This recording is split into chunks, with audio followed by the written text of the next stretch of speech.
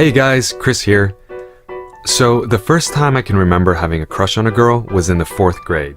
Her name was Liz, and she was the first girl who ever gave me that butterflies in my stomach feeling. And man, she would make me so nervous that I couldn't even look in her general direction. If I ever found her advancing towards me, I would pretend that I was interested in something else, anything else, like other kids who weren't talking to me. Trees, the sky. I mean, she had that strong of an effect on me. So it was the first day of school, and in this particular classroom, we were assigned where to sit.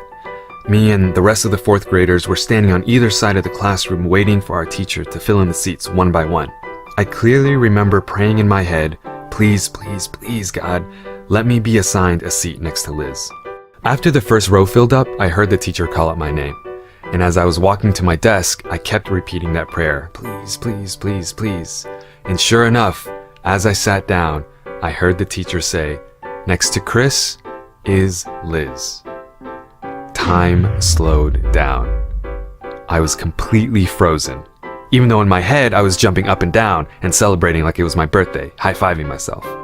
I could hear her sit down right next to me. And from that second on, I lost all ability to look towards the right side of the room. So we received our first assignment. It was a fill-in-the-blanks kind of a worksheet. You know, I don't really remember because my brain wasn't working very well at the moment. But I eventually started to fill it out, and as I did, my arm slowly moved to the right. And that's when it happened. My elbow lightly touched her elbow. And then what happened next was beyond my wildest dream. Liz didn't move her elbow away. I mean, we were touching elbows, and she just kept it there. I mean, do you know what that kind of physical contact meant to a 4th grader? My mind was blown. I was super excited, but again, I was too nervous to look in her direction. So I just stared down at my worksheet.